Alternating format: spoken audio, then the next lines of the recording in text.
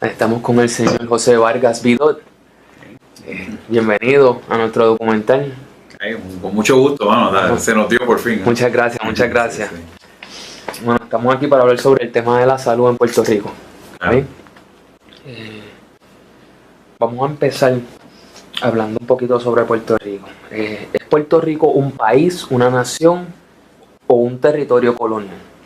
Es un territorio colonial, políticamente hablando, desgraciadamente, lamentablemente.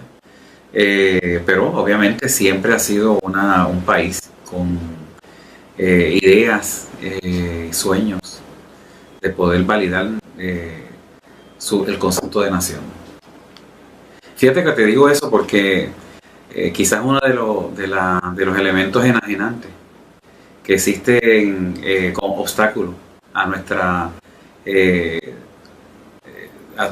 definición más importante es precisamente que vivamos desconsiderando o subestimando la realidad que estamos viviendo. Yo creo que esa realidad hay que aborrecerla, hay que lamentarla para entonces montarnos, ¿no?, en la realidad de la nación. ¿Es Puerto Rico un lugar saludable? En términos generales sí. La naturaleza misma geográfica nos ha dado una oportunidad que muy pocos lugares tienen. Tenemos ventilación cruzada, tenemos una cordillera que sirve de pulmón.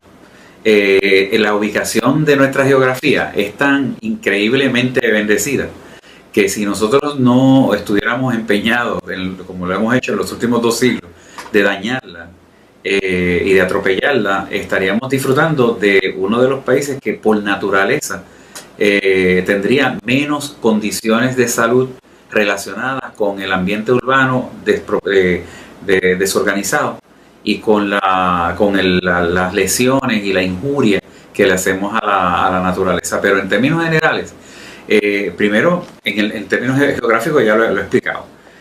Segundo, la mezcla que tenemos genética, las mezclas fortalecen a las especies, ¿no? Así que yo creo que es bien importante que lejos de subestimarnos, sepamos que todas esas genes, todas esas herencias genéticas que hemos ido heredando y acumulando han convertido al puertorriqueño en una persona con un potencial extraordinario de aguante, de elasticidad, y la prueba es que cuando el puertorriqueño o la puertorriqueña se expone a unas presiones como por ejemplo atléticas, todo el mundo sabe que aquí no se le da el énfasis preparatorio, formativo al atleta como se le da en otros países. Sin embargo, competimos de tú a tú cuando tenemos la oportunidad.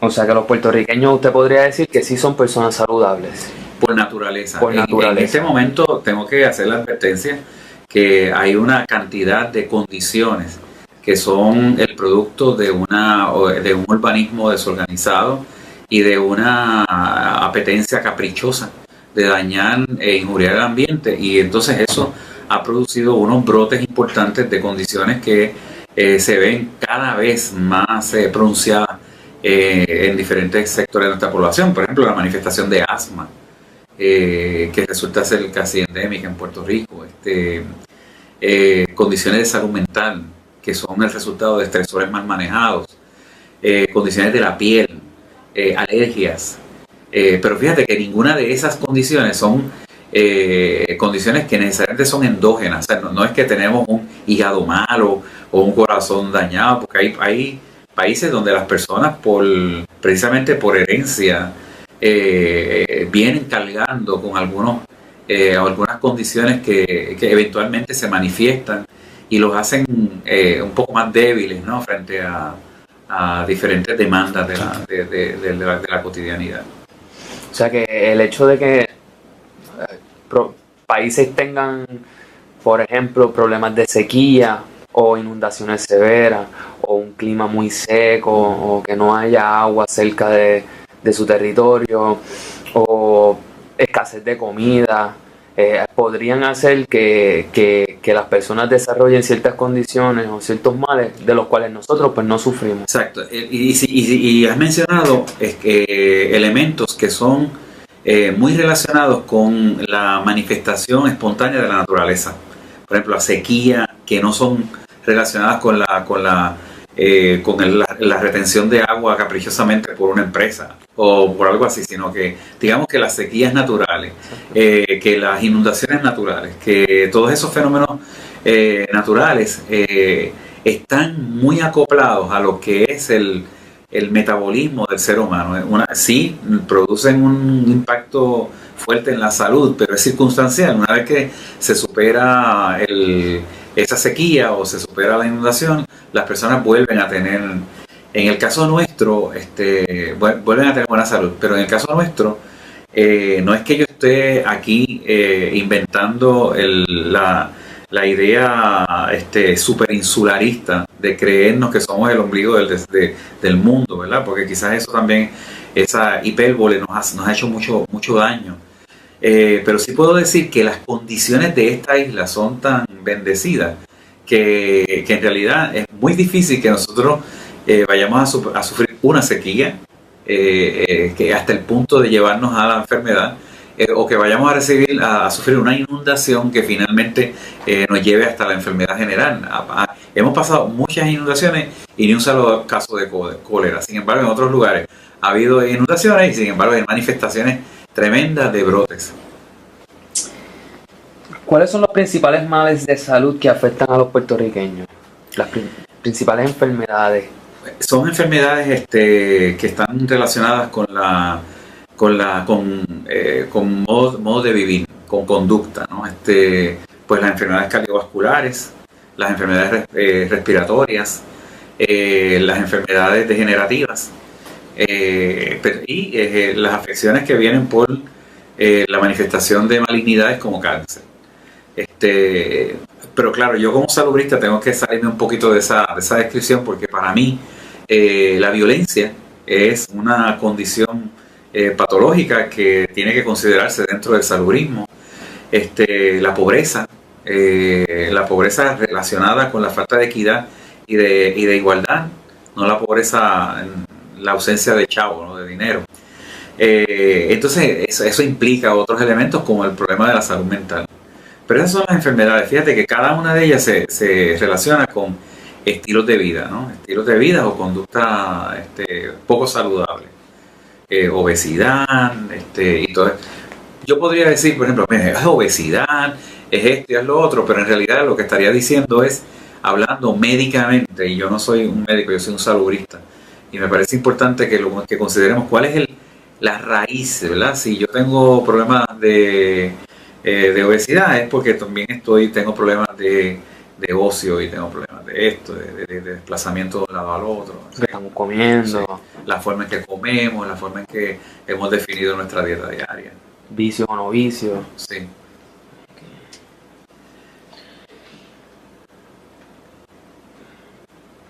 Nuestro sistema de salud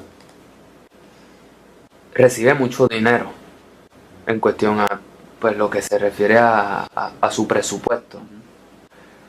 ¿Cómo es posible que un sistema de salud que recibe tanto dinero en un país que a su vez es un territorio de una de las naciones más poderosas del mundo, cómo es posible que nosotros pues estemos enfrentando todos esos males y haya países, por ejemplo, como Canadá, Inglaterra, donde existen unos servicios o sistemas de salud universal, donde las personas pues tienen, ya sea en el momento en el que van a recibir un trato, un servicio de salud, pues pagan poco o nada. No una cuestión de dinero, sino que el gobierno se encarga de que su sociedad, hasta el punto en que puedan, pues se mantengan bastante saludables. ¿Por qué nosotros no vemos eso aquí de parte de nuestro sistema de salud? Primero, porque no es un sistema de salud, ahí te corrijo, no, es un sistema de enfermedad. Es un sistema que se ha ido consolidando como uno reactivo.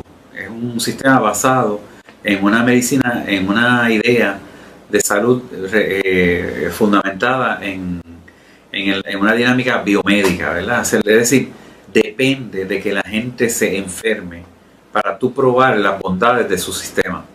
El sistema no se dispara cuando por la salud, por la vida, se dispara por la enfermedad y la muerte. Entonces, a diferencia de Canadá, por ejemplo, Canadá, Francia, muchos sitios en España, muchísimos otros lugares en el mundo, Finlandia sobre todo, en donde uno de los objetivos más importantes de su sistema de salud es mantener a las personas libres de enfermedades. Entonces se supone que el ser humano no muera de una enfermedad, se supone que muera de viejo, ¿no? Muera porque le llegó su turno, pero no porque una enfermedad acabó y drenó sus energías y su potencialidad. A los 20, 30, 40 años. Sí, y que los viejos mueran de pie. O sea, realmente la gente, uno mira hacia atrás y no tiene que mirar. Todavía tenemos viejos nuestros que mueren a los 104 años, 102 años. Pero hoy en día ya hay personas a los 40 años con esas enfermedades degenerativas, artritis, reuma, etcétera, porque el sistema de vida no provee, el sistema de salud no provee para la salud. Yo creo que nuestro sistema es caro, primero porque no existe una consideración del costo, no hay un freno, no hay nadie que se haya detenido valientemente para exigir que un costo de un servicio de salud llegue hasta un punto. Eso lo han hecho nada más que las aseguradoras, pero considerando nada más su propia fuente de ganancia, no al paciente, ¿verdad? Entonces, segundo, que cuando las personas se enferman de condiciones que son caras, ¿no? De cardiopatía, se enferman con problemas, con malignidades, diabetes, todas esas cosas que pudieron haberse evitado si realmente tuviéramos un sistema de salud. Los sistemas de salud basados en la prevención son baratos, son buenos porque insisten en el ejercicio, insisten en la calidad de vida, insisten en la felicidad, insisten en la medicina preventiva, reconocen epidemias con mucho tiempo de anticipación y pueden entonces fomentar una buena alimentación. Fíjate que aquí hay una pobrísima utilización del subsidio de alimentos. La mayor parte de las veces se ve como una ganancia para cualquier otra cosa menos para comprar comida, etcétera, etcétera. Por otro lado, el costo tan grande de nuestro servicio de salud es porque casi el 70% del dinero que se cobra va para una mesa directiva de accionistas en la bolsa de valores, que no tiene nada que ver con la salud. Así que básicamente la ganancia más grande de lo que se estipula como costo va para fortalecer a personas que son millonarias y quieren ser más millonarios.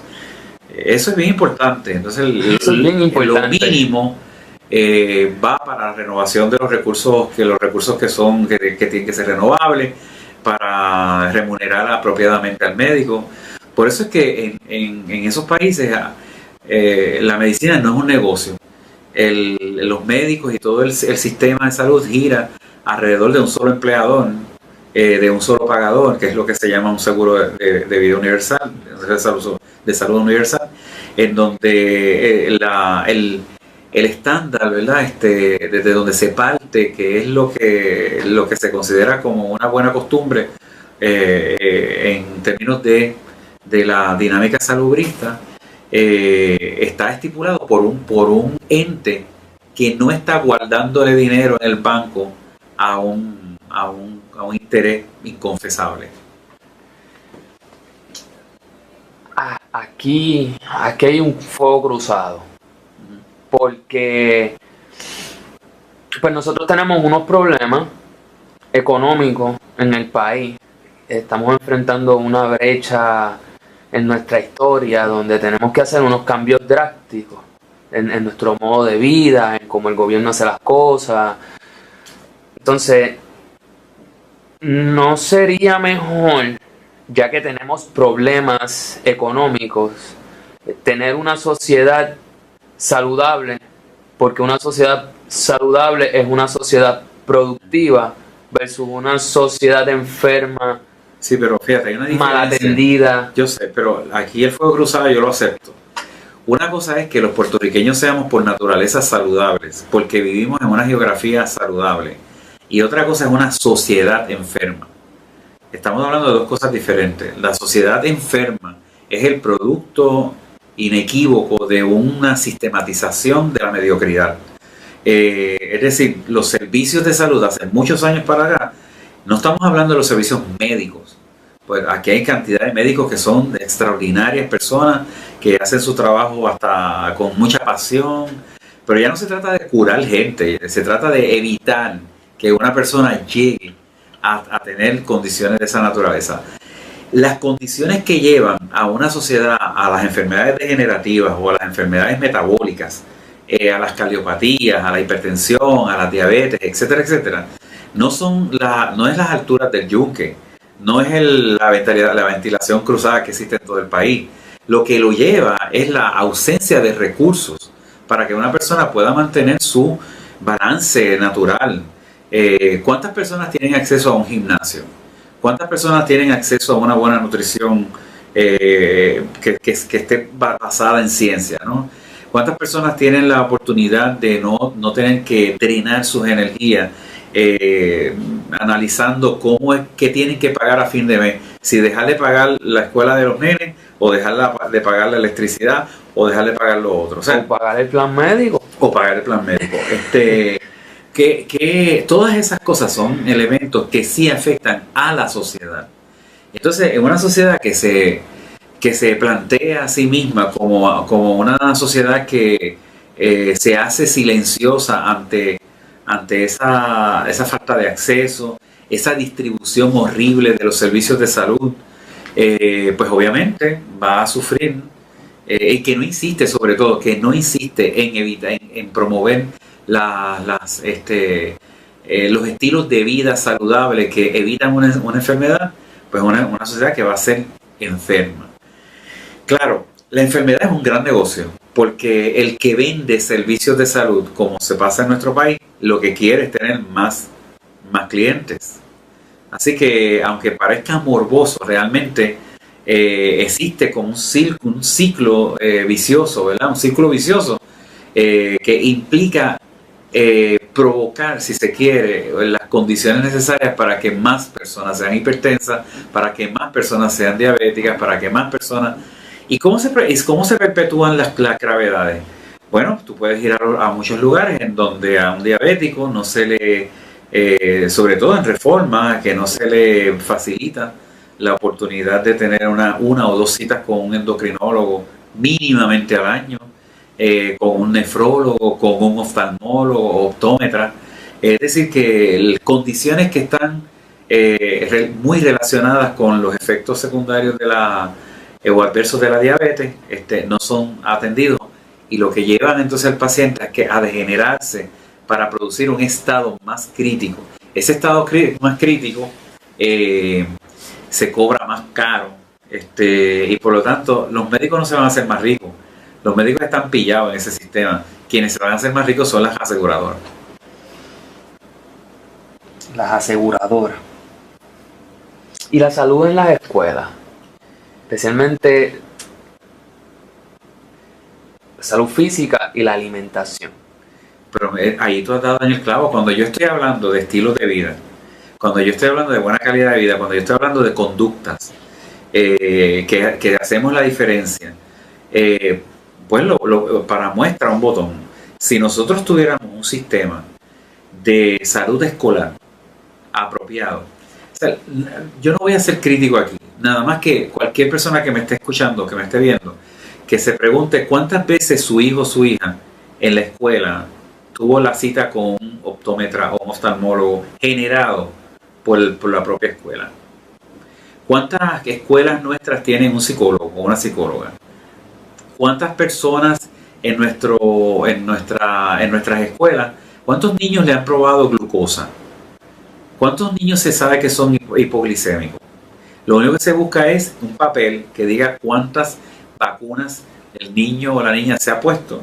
Y de ahí en adelante, si un niño o niña tiene un problema de conducta, nadie se pregunta si es una crisis metabólica, si es una hipoglicemia que cambia las conductas, si es que el niño o la niña no ve. Hablas de nutrición, pues yo tengo que decirte, hermano, las señoras estas y los señores que trabajan en los comedores escolares son para mí héroes y heroínas, porque las señoras son como las mamás alternas de muchos niños en escuelas públicas. Pero pregúntenle a ellas las condiciones con que tienen que trabajar.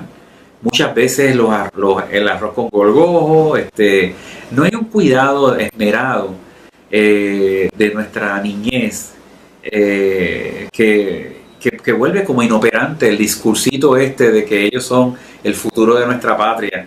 Porque la verdad, si fuera el futuro, todos los recursos que un gobierno puede destinar para una de sus dependencias, yo los pondría en el desarrollo temprano de niños y niñas. Crearíamos desde sus cimientos un futuro, una sociedad futura mucho más saludable. Mucho más saludable. Mira, ya hay escuelas que lo están haciendo, pero por ejemplo, en Nueva York hay una escuela que está aprobando un régimen vegetariano alimenticio. Bueno, y hay varias escuelas en Estados Unidos que han logrado eliminar totalmente las máquinas de expendio de papitas y de todas estas cosas, ¿no? Aquí todavía las tenemos. Sí, las tenemos. Y entonces donde no se reparte un hot dog, no sé, un embutido, donde no se reparte cualquier cosa que ya probadamente tiene condiciones que alteran la conducta y eventualmente que alteran la salud del niño. Pero más aún, yo creo que ¿en cuántas escuelas se provee de parte de la oficialidad para que se promueva como parte de la estrategia curricular la formación de huertos en la escuela? ¿Cuántas escuelas están produciendo sus propios vegetales para lo que consumen en la misma escuela? Nadie, o sea, muy pocas, vamos a decir muy pocas. Y las que yo he visto, que he visitado, que me han provocado un gran orgullo. He visto algunas en Calley, por ejemplo, en la escuela Meléndez Muñoz, por ejemplo, es una escuela que tiene un huerto escolar extraordinario, pero no es como, no se está produciendo con la idea de proveer a la propia escuela, ¿verdad?, su autogestión. O sea, fíjate, esto no es un ¿cómo te diría?, un asunto de folleterismo, ¿verdad?, político, pero cuando uno habla de esta autogestión, como que encasillan a uno, ¿verdad?, en una idea, ¿verdad?, política radical, que a mí eso no me tiene ningún problema, ¿verdad?, pero porque lo soy. Pero por otro lado, vayamos a medir qué procesos de formación se dan cuando en una escuela un niño y una niña ve que hay dinámicas de autogestión todo el tiempo. Pues se va eliminando la idea asistencial. Ese niño y esa niña va creciendo en una idea de vida que no le permite otra cosa que apelar a la dignidad propia, ¿no? O sea, producir, pero no producir para que otro se enriquezca, sino producir para el consumo de sí mismo, ¿no?, y del colectivo. Mira, ese es el primer fruto. El segundo fruto es que un niño o una niña tiene en el huerto una capacidad extraordinaria de poder afectar su salud. Es decir, hay comparaciones metafóricas donde el crecimiento de las plantas, la plántula, etcétera, que pueden perfectamente bien afinarse a una elección que puede ser fría, aburrida, y mientras tanto pasa eso. Pero finalmente el niño se alimenta y se alimenta bien. ¿Sabes que la cantidad de porquerías que se importan de los Estados Unidos, que son excedentes, que han sido descualificados en muchísimas granjas y fincas en los Estados Unidos, y que los granjeros ese excedente no tienen dónde venderlo, dónde botarlo, y se les regala o se le vende a Puerto Rico? Y eso es la dieta. ¿Sé cuánta transgénico hay en toda esa compra que se hace a esos lugares, cuando muy bien nosotros podríamos tener toda una industria generada desde las mismas manos puertorriqueñas, desde el mismo lugar donde estamos formando, y a partir de ahí entonces podríamos hablar de salud. Porque si salud es la ausencia de enfermedad, eso es un pan comido. porque eso es cuestión de comprar antibióticos, vitaminas y analgésicos. Pero si salud es tener calidad de vida, si salud es tener asegurado la formación, la transformación y el crecimiento, el desarrollo, ¿verdad? La capacidad de promover creatividad, etcétera, entonces nosotros necesitamos algo más que una farmacia. Privatización de nuestro sistema de salud nos hizo daño. Sí, nos hizo, bueno, se regalaron los hospitales, como quien dice, se vendieron, como es el decir por ahí, se vendieron a precio de pescado bombado, ¿verdad? La privatización, yo quizás algunas personas vayan a diferir conmigo sobre esto, pero yo nunca canto para el coro, ¿verdad? Pero yo creo que justamente hacía falta una reforma. Puerto Rico venía del sistema Albona, ¿verdad? Que era un sistema que ha sido ejemplo para el mundo y fue absolutamente efectivo para nosotros. Esto no es un sistema que yo lo menciono porque sí, es un sistema que lo he estudiado, un sistema que lo admiro hasta donde más se puede admirar. Pero también las personas que estuvieron en sus manos, el continuo de cuidado bajo ese sistema, lo desvirtuaron, lo fueron deteriorando, no le dieron el mantenimiento apropiado. Esos sistemas no se cuidan así solos, esos sistemas hay que entrar en fases de evaluación y renovación continuamente para que puedan optimizarse contestando a necesidades emergentes. Ese sistema se quedó estancado en los años de su comienzo. Una vez que fue muy efectivo, entonces la medicina empezó a girar hacia otro lugar donde ese sistema les molestaba. Estamos hablando de la medicina corporativa. Esa medicina corporativa no encontró en el sistema de Albona un buen aliado y entonces empezaron a exhibir una dejadez institucional, de tal manera que finalmente en los 70 y en los 80 y ya llegado a los 90 tuviéramos un desastre de sistema. Cuando yo escucho a las personas por ahí decir que el sistema Albona era el mejor y que lo cambiamos por esto que tenemos ahora, bueno, que me tienen que explicar a qué se refieren, si es al sistema original cuando estaba bien atendido o es el sistema que fue saboteado por muchísimos profesionales de la salud en vías de poder producir las bases de la medicina capitalista y corporativa que tenemos hoy. Ese sistema era molestoso e incómodo para el sistema de privatización individual. Así que cuando se proclama la reforma, ¿verdad? Era una idea loable. O sea, yo creo que el gobernador Rosselló en ese momento creo que tuvo visión, ¿verdad? Y me parece que estaba proponiendo algo importante. Claro, eso se degeneró, yo creo que no duró ni 5 meses siendo una estrella, ¿verdad? En el firmamento. Eventualmente se le vio la postura política y entonces se le vio cuál era la factura política que se implicaba en esto. Se repartieron tarjetas sin ton ni son, no se trabajó en evaluar los primeros intentos del modelo. Básicamente se quedó en 4 años cuando eso debía haber sido un modelo para evaluarse y probarse en fase durante más de 12 o 15 años y luego entonces decidir cuál era justamente el híbrido que íbamos a asumir como reforma en Puerto Rico. Y lo que se hizo fue jugar a la política y se repartieron miles de tarjetitas que no significaban nada porque se había perdido la infraestructura que nosotros habíamos logrado construir en ese momento. La privatización llevó a Puerto Rico a tener médicos indigentes. Antes teníamos un sistema de acceso directo, no era perfecto, era en muchas ocasiones mediocre, pero era equitativo.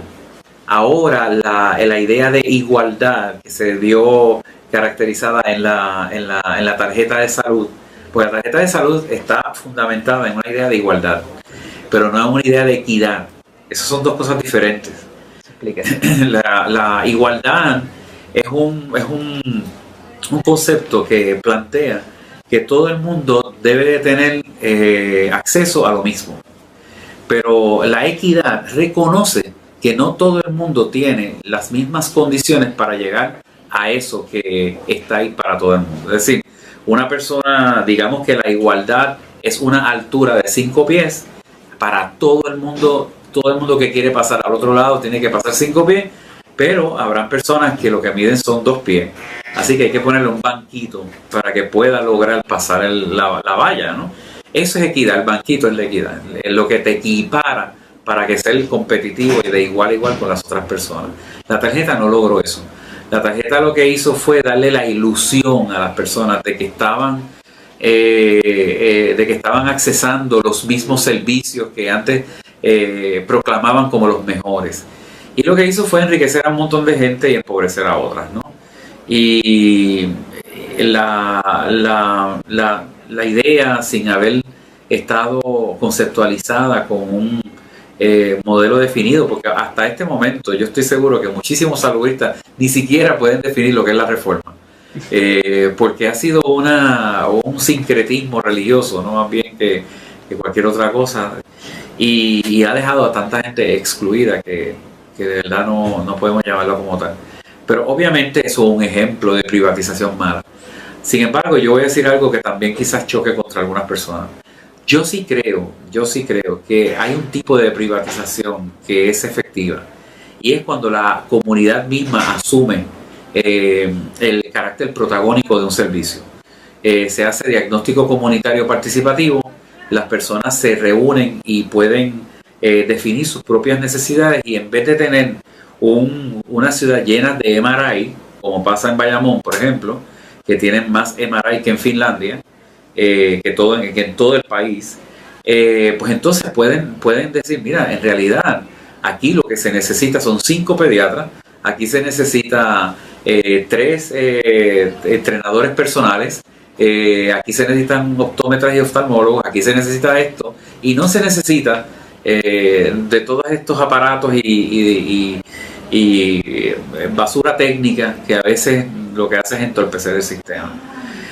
Ese tipo de privatización, el que la comunidad logre una cooperativa, por ejemplo, de salud, el que la comunidad pueda proveerse los mismos servicios, que puedan becar a sus hijos y a sus hijas para que sean los proveedores, que haya un solo pagador, que no haya una mesa directiva de accionistas que se enriquecen del asunto, sino que todo sale de la comunidad para la comunidad. Entonces yo creo que ese es un tipo de privatización que podría ser muy efectiva. De hecho, sabes que lo están haciendo. Hay algunos médicos que se han salido de todos los planes médicos, se han agrupado y han logrado sistemas que son bastante funcionales.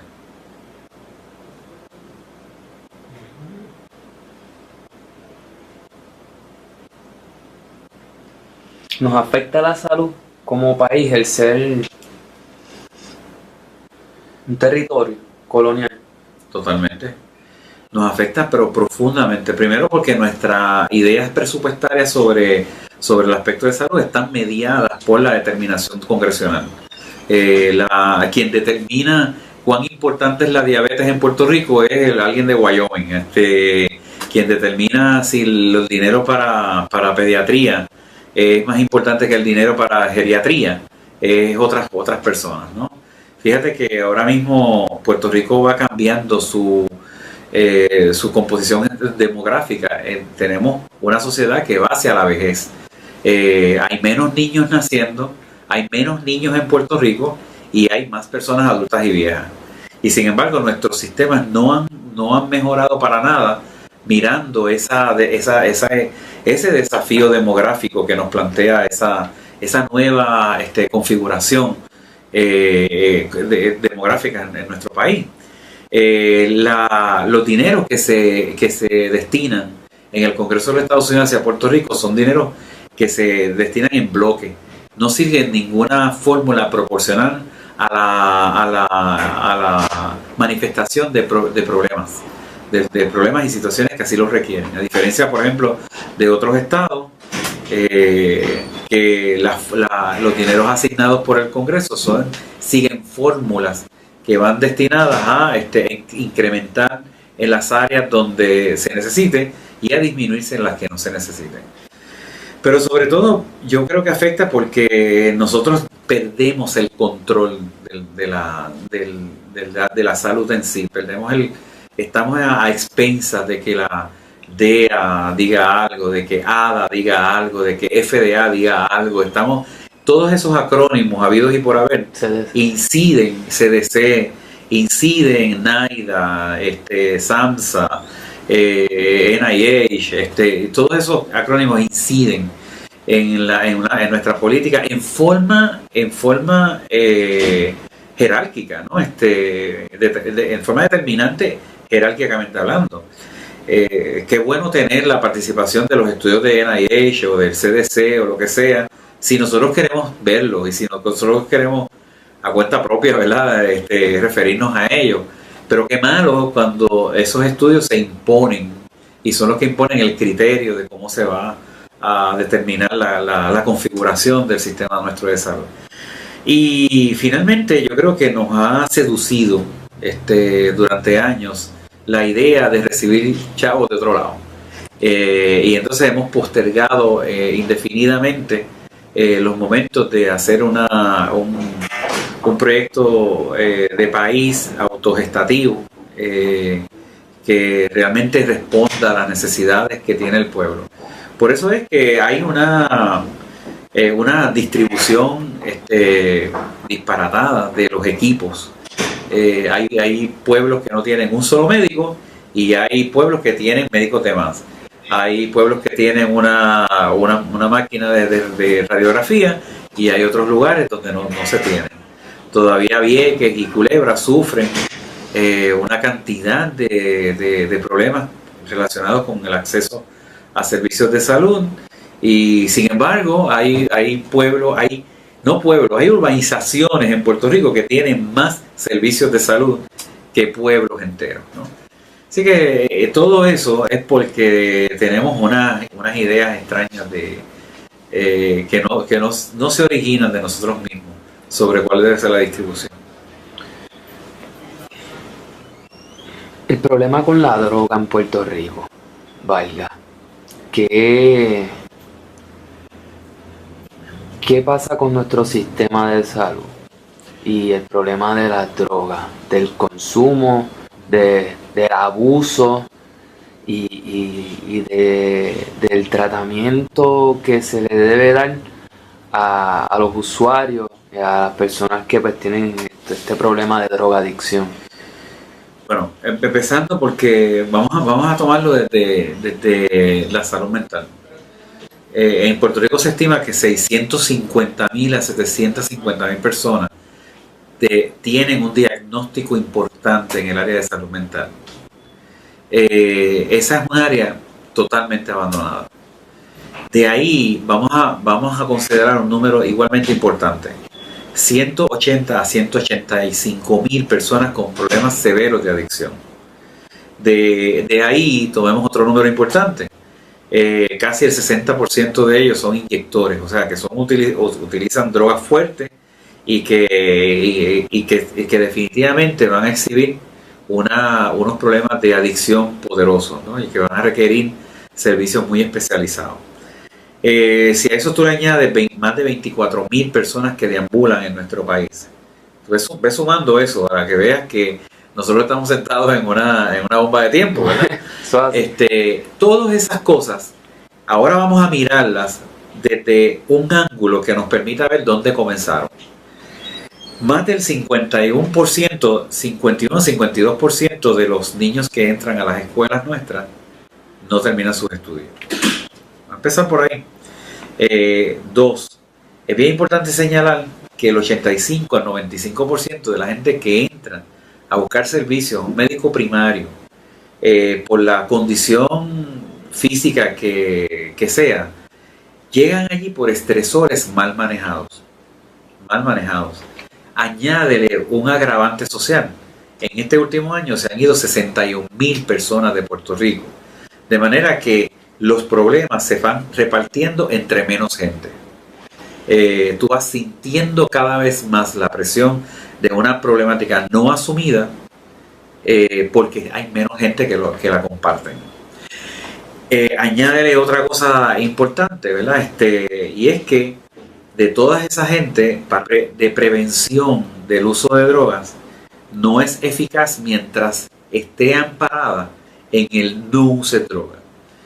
Si está amparada en la consideración de los números que acabo de dar, por ejemplo, el hecho de que desde la primera infancia, ya en una sociedad tan difícil como la nuestra, los niños y las niñas van teniendo que manejar estresores, que finalmente cuando llegan a la adultez van a los médicos, incluyendo los pacientes pediátricos, por estresores mal manejados. Si encima de eso el disuasivo natural que todo el mundo menciona como el mejor preventivo de droga es la escuela, y la escuela ha fallado, ¿qué nos queda? No quiere decir que todos los adictos vamos a ser adictos, todos los puertorriqueños vamos a ser adictos, pero obviamente llega un momento donde algunas personas se inician en el uso de las drogas como una manera de automedicarse, una manera de dispararse de un mundo que les está exigiendo algo para lo cual no existen recursos. Entonces yo creo que tenemos que verlo de esa forma, ¿verdad? Es bien raro, ¿verdad? Porque quizás mucha gente que quizás hayas entrevistado no lo ven desde ese punto de vista. El asunto, no sé si has visto algunas palabras que yo he dicho por ahí, pero yo siempre repito que el crimen no comienza, ¿no?, en el gatillo de la pistola, sino comienza en el pupitre vacío, en el libro que no se leyó, en el abrazo que no se dio, en el te amo que no se dijo. Todas esas cosas parecen ser abstracciones, pero no lo son. Son parte importante de una sociedad estable, de una sociedad que empieza a reconocer que hay elementos en donde tú tienes que invertir. Pero si tú sacas el dinero nuestro y le das 3 millones de personas a 3 millones de dólares a un grupo de norteamericanos para que determine cuántas escuelas van a cerrar en el país, y finalmente esas personas que no conocen ni el país determinan que más de 100 escuelas tienen que cerrarse sin ningún tipo de consideración alrededor de la comunidad, pues entonces tú estás viendo cómo se fabrica una sociedad inestable, recuerda, con la tristeza de que el individuo que forma esa sociedad tiene todas las características saludables para ser un individuo exitoso. Tiene unas islas saludables para ser exitoso, pero no puede ser como sociedad. Pues la sociedad está sistemáticamente conformada por personas que quieren provocar desesperanza aprendida, provocar una lección de desesperanza que ayude a que las personas se sientan permanentemente sumidas en la idea de fracaso y que sientan que no se merecen el éxito, que no se merecen echar hacia adelante, que eso es para algunos pocos. Y ciertamente en las sociedades donde el capital es importante, más importante que el ser humano, esa es la doctrina, ¿no? Fíjate que en los dos picos donde ha habido dos picos históricos donde se han registrado problemas económicos extraordinarios. El último fue desde el 2007 en adelante. En esos momentos la fortuna o la capacidad económica del ciudadano común ha disminuido considerablemente hasta llevarlo a la indigencia. Pero en esos picos el 1 o 2% de quienes dominan las riquezas del mundo se vuelven 23% más ricos. Entonces uno dice, pero ¿quién va a detener esto? Pues aquí lo detienen. ¿Quién lo detiene? ¿Quién tiene dinero? En Puerto Rico hoy en día se construyen más pies cuadrados de centros comerciales que de escuelas. Eso es significativo. No podemos, bueno, quizás no sé cuál es la expectativa de una entrevista basada en la salud, pero para un salubrista es más importante hablar de cómo está configurada una sociedad dentro del concepto de igualdad y de equidad, de transformación, de autogestión, que hablar de bacterias. ¿Entiendes? ¿Por qué? Porque una sociedad que logra que la escuela, además de enseñar, forme, que la casa, además de criar, transforme, que la comunidad, además de convivir, desarrolle. Entonces es una sociedad que no va a necesitar estar metida en un hospital. En esa sociedad los hospitales terciarios prácticamente son 3 o 4. En nuestra sociedad lo que ha proliferado son las cadenas de hospitales. Fíjate que nada más haz un análisis. ¿Cuáles son las 3 elementos que proliferan en nuestro país? O 4, vamos a poner. Empezando por los restaurantes de comida rápida. En cada esquina hay una trulla ya. Son los mismos concesionarios, las mismas franquicias, repitiéndose una y otra vez. A base de repetición van cambiando la conducta nutricional del pueblo. Eso es salud. Alguien se detiene, alguien ha puesto un cortapisas para que eso no pase. Nadie. Búscate por esa área que nosotros conocemos, Río Grande, donde comerse un arroz con habichuela en un fin de semana, a menos que no quieras meterte a un hotel. Pero vas a encontrar los restaurantes de comida rápida por todos lados. Lo segundo, las cadenas de farmacia. Porque la salud, como está configurada, acuérdate que es una ganancia para una mesa directiva de accionistas. Así que vas a ver las cadenas, las farmacias en cadenas. Esas farmacias viven de la enfermedad. De hecho, hay estudios donde se ha determinado, donde se ha logrado determinar que hay industrias que andan buscando enfermedades, inventar enfermedades para poder vender los medicamentos que no salen de los almacenes. Tercero, los hospitales.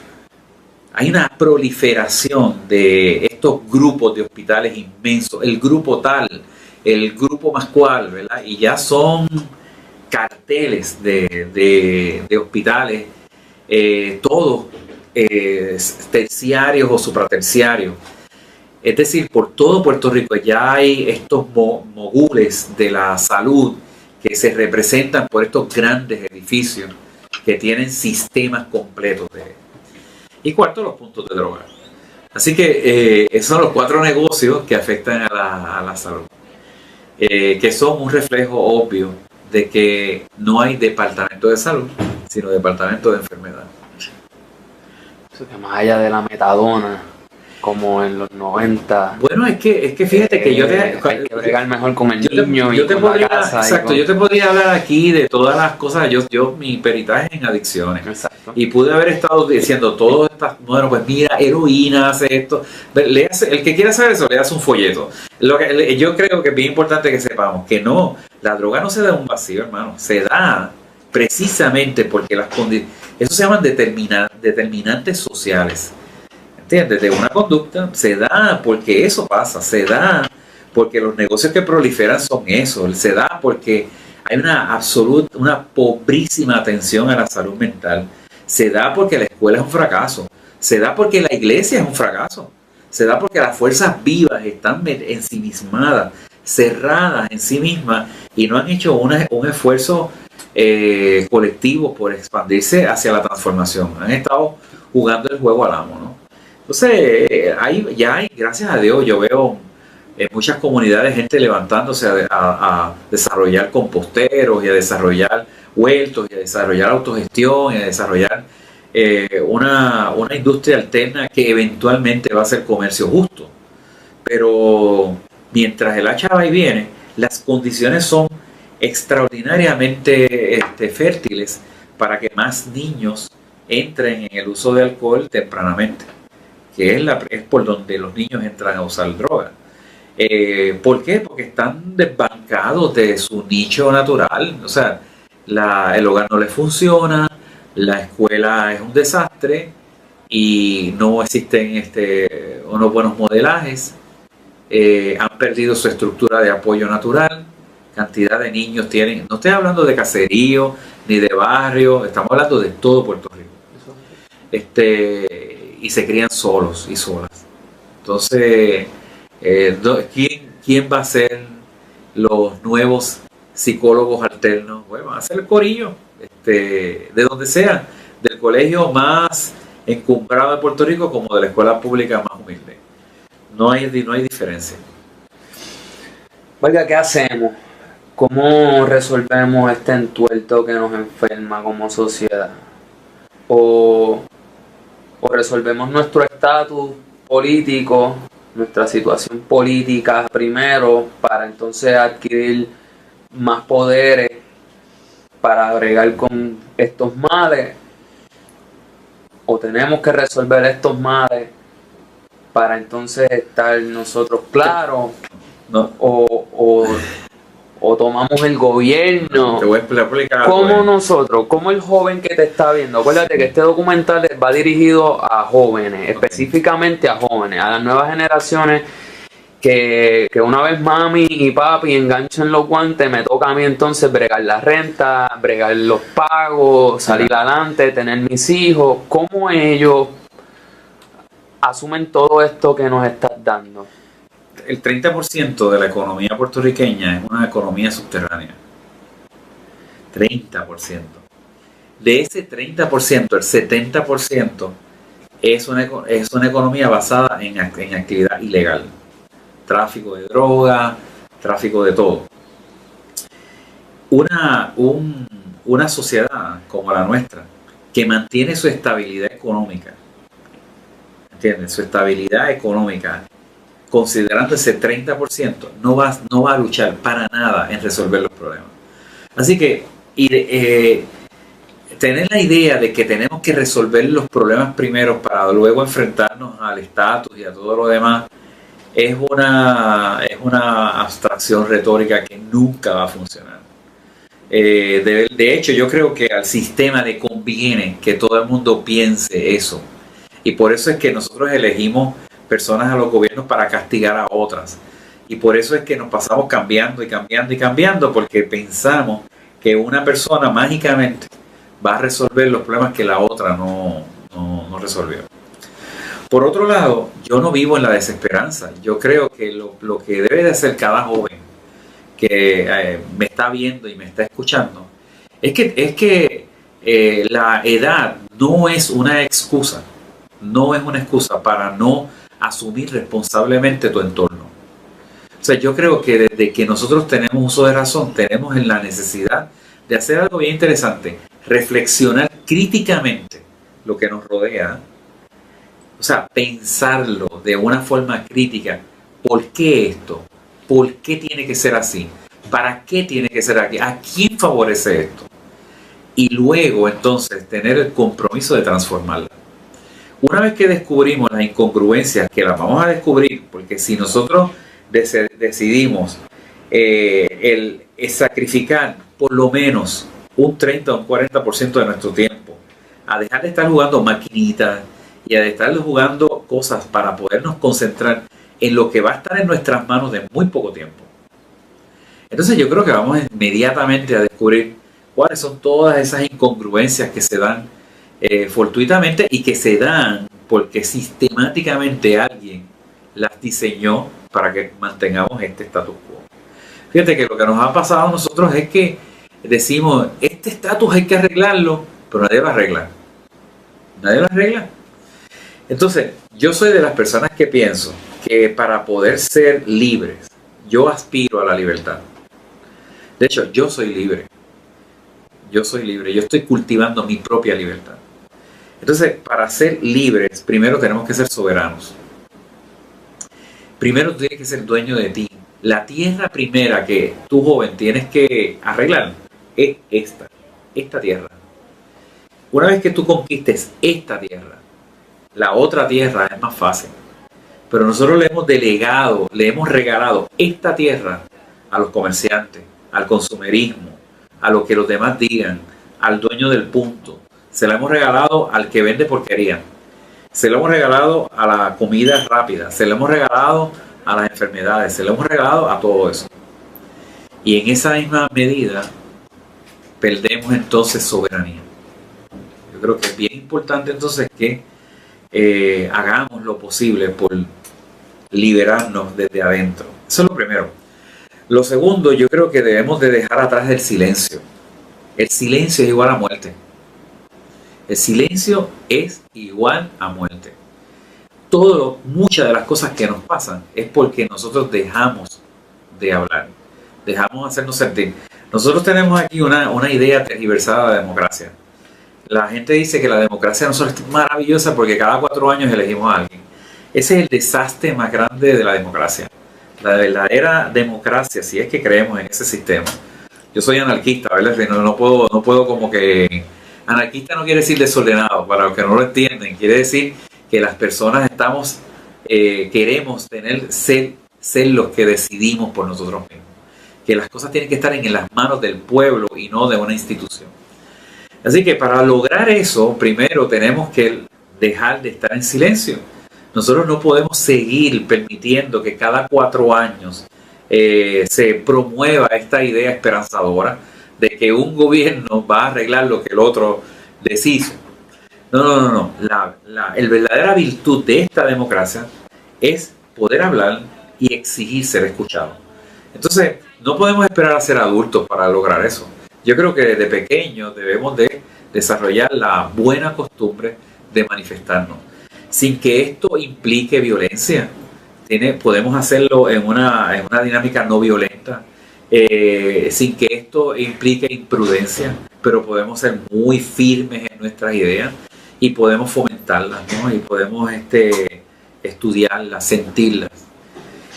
Así que hay varias ideas que estoy planteando ahí. Entonces, a partir de ahí, yo creo que hay unas ideas a largo plazo. La soberanía, ¿verdad? La soberanía interna es a corto plazo. La soberanía externa es a largo plazo. El silencio es a corto plazo. El cambio de gobierno a largo plazo.